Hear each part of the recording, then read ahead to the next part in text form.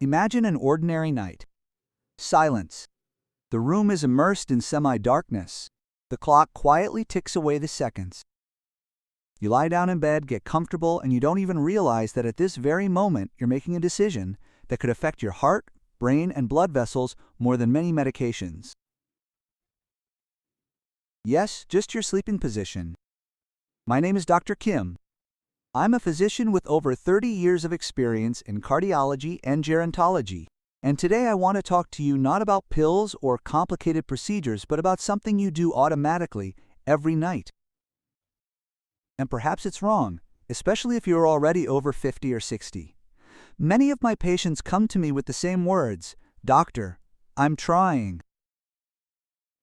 I take my medication, monitor my blood pressure, but I still feel weak, heavy, and sometimes dizzy." And you know what's surprising? Very often, the reason lies not in the tests, but in how a person sleeps. Today I'll tell you the truth that doctors rarely explain. Why can your sleeping position increase the risk of stroke, blood clots, and even a heart attack? Why can one position help your body cleanse and restore itself, while another, on the contrary, slowly destroy it? And most importantly, you will learn how to sleep properly tonight to protect your heart and brain.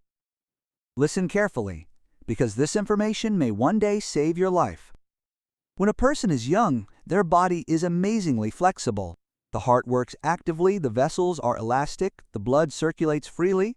Even if you sleep in an uncomfortable position, the body quickly compensates for the load. But after 50, everything changes. Blood vessels become stiffer, blood moves more slowly, the risk of blood clots increases, and the brain no longer cleanses itself as effectively as before. And at that point, your sleeping position starts to play a huge role. One thing in particular. Yes, that force we rarely think about, but it influences how blood returns to the heart, how the lymphatic system works, and how the brain gets rid of toxins. Let me explain it more simply. There's a system in our bodies that few people talk about. It's called the glymphatic system. It works mainly at night. Its job is to cleanse the brain of metabolic waste, toxins, and excess proteins. If this system doesn't work well, over time, the risk of neurodegenerative diseases increases, memory and concentration deteriorate, and a feeling of brain fog develops. And this is where your sleeping position becomes critical. Research shows that sleeping on your side, especially your left side, is much more effective at cleansing. Why? Because this position facilitates fluid drainage, improves circulation, and reduces the strain on the heart. And now let's talk about the other side. What happens if a person sleeps on their back? Many believe that this is the most correct position, but after 60 years, things are not so clear. When you lie on your back, the tongue and soft tissues can partially block the airway. This increases the risk of apnea, short-term pauses in breathing during sleep.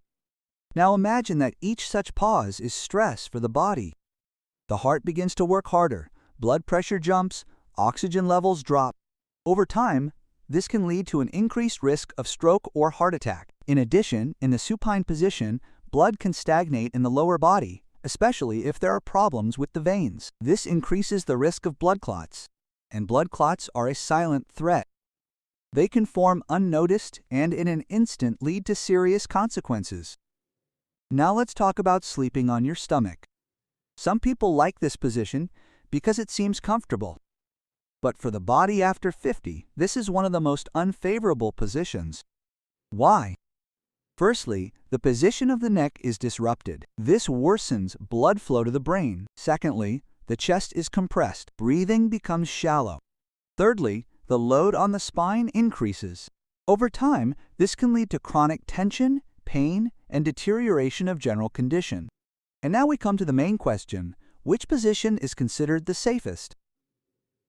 From a medical point of view, sleeping on the side, especially on the left side.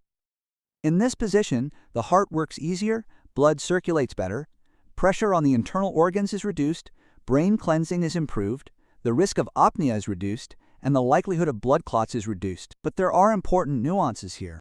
Simply lying on your side is not enough. How exactly you do it is important. Let me give you a few simple recommendations. First, use the right pillow. It should support your neck so that the spine remains straight. If the pillow is too high or too low, blood flow is restricted. Second, place a small pillow between your knees. This will reduce the load on the pelvis and improve circulation to the spine. Third, try not to twist. Your body should be in a natural position, without tension. Fourth, if you are used to sleeping on your back, do not try to change your habit abruptly. Do it gradually. Start by sleeping on your side. Over time, the body will adapt. And one more important point. Not all people are the same. If you have serious illnesses, such as heart failure or lung problems, be sure to consult a doctor.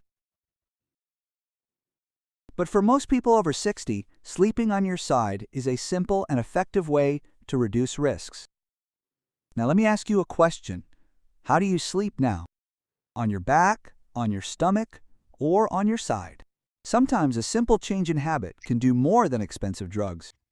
I have seen this in my practice dozens of times. Patients changed their sleeping position and after just a few weeks felt the difference. Better sleep, less fatigue, stable blood pressure. This is not a miracle, it is physiology. Our body is designed wisely, but it needs a little help. And sometimes this help is just the correct body position. Remember one simple thought. You sleep a third of your life, and how you spend it, this time, directly affects your health. Don't ignore it. Tonight, try sleeping differently. Listen to your body. Give it a chance to recover properly. And maybe after a while you'll say to yourself, why didn't I know this before? Take care of yourself. Take care of your heart. Take care of your brain. And most importantly, don't put off simple changes that can make your life better. Subscribe to the channel so you don't miss important health information. See you there.